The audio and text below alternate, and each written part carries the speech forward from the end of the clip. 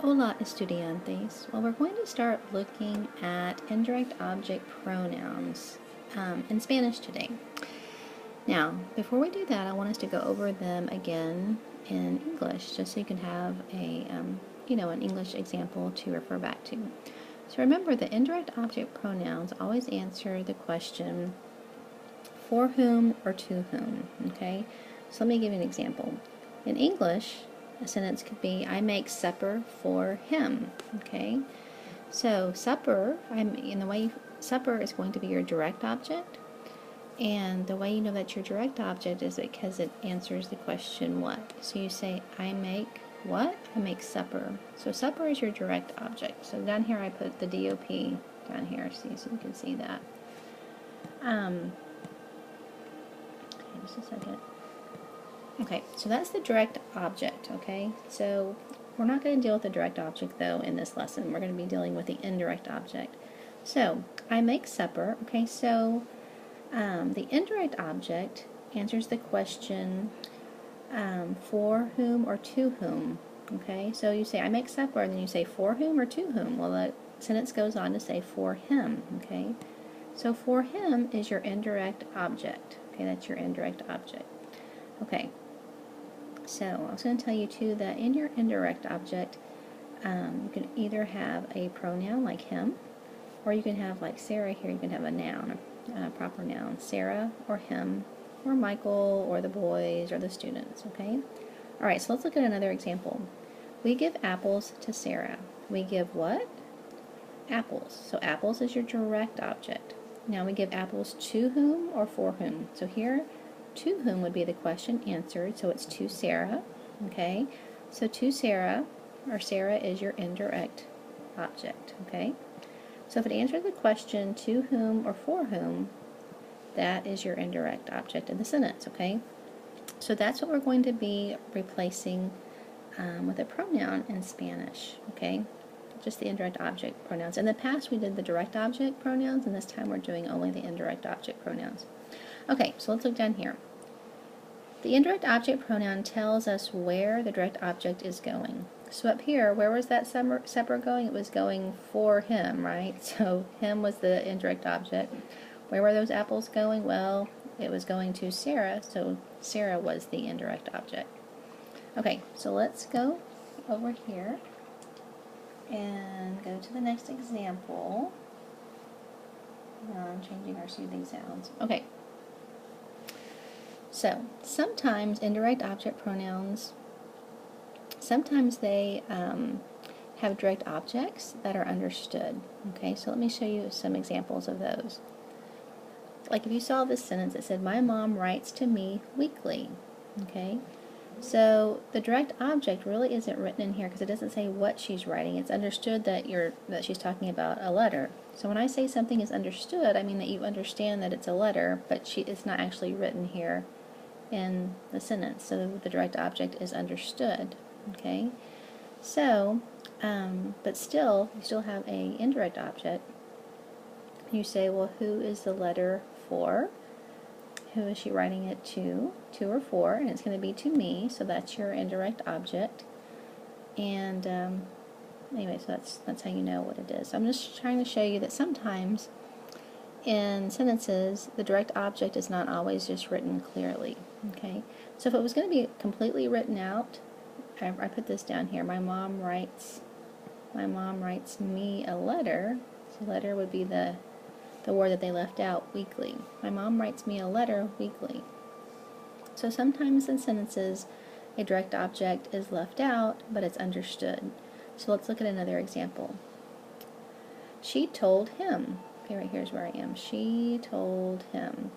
Okay, so the direct object is not actually written in here. It's understood to be it. She told him it. We don't know what it is, but it was something. Okay, so even though the it was not really written in there, it's still understood, and the it was intended for him. Okay, she told it to him or for him. So him is your indirect object. Okay, so it's right there, that's your indirect object. Okay, so these two sentences are just to show you that sometimes, just because your direct object is not written in, it's understood, okay? And so I just want you to make sure you understand that. Okay, so now let's actually look at the indirect object pronouns that you're going to be using in your sentences, okay?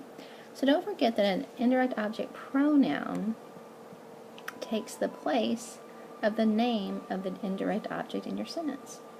So like, it would take the place of Sarah, or for me, or to us, or to them, or for them, okay? So let me show you some examples. So first, the indirect object pronouns in Spanish are me, te, le, nos, and les, okay? So me means me, and this is going to either be like to me or for me, okay? I guess I should write that out here. It's either going to be to me or for me. And all of these are going to have either to or for before them. Te is going to be to you familiar or for you familiar. Le is going to share, of course. It's going to be either to him, to her, to you formal, or for him, for her, or for you formal. Nos is going to be to us or for us. And les is going to be to them or to you all or for them or for you all. Okay? So just remember that the to and the for go in front of all these guys. I'll put the little arrow in the front. Okay, so let me show you some examples. Okay, so just like in English, we're going to start our sentence with a subject. So he, and over here is cooks. So he cooks for me. See how that works? He cooks for me. Here, I used a number 4 here just to be cool and also to save space. Okay, let's look at another one. Leer means to read. Okay. Usted, you know, means you formal, and nos means to us or for us. So let's see what this could possibly say. You read, it could either be to us or for us, and you just have to get that from context. Okay, but either one of those would be correct. So, nos is your indirect object pronoun. Okay. Now, if I want to say Anna sings to you, it would be Anna canta, she sings to you. Okay, so see how that works? So your indirect object pronoun always goes before the conjugated verb, and if you have an infinitive, it can go after the infinitive, but right now we're just going to put it before the conjugated verb. Okay, so let's keep going. Okay, so here's some more examples. Juan buys a gift for me. So here's your indirect object pronoun. And I wanted you to see that, well, a gift is the direct object. Okay, so let's put DO here. And this is the IO over here. Okay, so Juan buys a gift for me. Okay, now this also could be written, Juan buys me a gift. And you'd still have to know that me was the indirect object. Okay, so if you can ever put for or to in front of this, then that would help you know that it is the indirect object. Okay, so even if it's written this way, you'd still have to be able to find the indirect object. Okay, so in Spanish this would be Juan me compra un regalo. Juan buys for me a gift. Juan buys for me a gift. Now let's look at another example. Juan buys you a gift, and we're talking familiar you. So this could also be written, Juan buys a gift for you. Okay, so for you obviously is the indirect object pronoun, and then gift here is the direct object. Juan buys what? He buys the gift. Okay, so up here, just because you does not have a to or a for in front of it, it still is the indirect object. Okay, a gift for you is literally what that means. So let's look at the Spanish. Comprar means to buy. Un regalo, remember, is a gift. So this says Juan buys for you a gift. Okay, that's how that works. Juan buys for you a gift. Now this could say Juan buys us a gift. You would just replace the te here with nos. You could say Juan buys her a gift. It would be Juan le compra un regalo. But we'll look at le and lace next. Okay, of course le and lace are the ones that share, they share, he, she, actually, wait a minute. It's actually going to be her.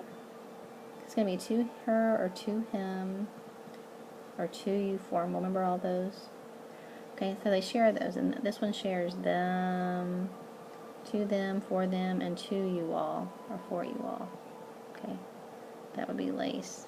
This would be lay. Okay, because it's unclear, all you have to do is just use a clarifying phrase at the end of your sentence. Okay, that's all this is about. And I know you remember clarifying phrases. So, remember, a clarifying phrase is just made up of a plus either a noun or a pronoun, not both, one or the other. So if I said, yo le hago una galleta a Ana, here's my clarifying phrase. It makes sure that I understand that le means for Anna, okay? Because if I just had le there, it could mean for him, for her, or for you all, or I mean for you, formal. So remember, the clarifying phrase just makes sure that everyone knows that le is referring to Ana, okay? So let's look at les. Pablo les manda la carta a ellos, okay? If I didn't have a clarifying phrase, I wouldn't know who he was sending the card to. It says Pablo is sending the card to them, okay?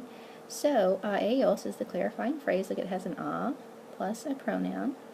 Okay, and it clarifies that this right here, les, means to them, okay, and not to you all, okay? So, that's lay and lace, and I guess that's all I have for you. So this is your general introduction to indirect object pronouns, okay? So don't forget, here they are, me, te, le, nos, les. They're very similar to direct object pronouns, but in the lay and the lace, they look different there. So, anyway, we're going to go over them some more. I know this was kind of long, but take some notes and go to your lesson assignment and see what I have for you there. And I'll see you next time in class. Hasta luego.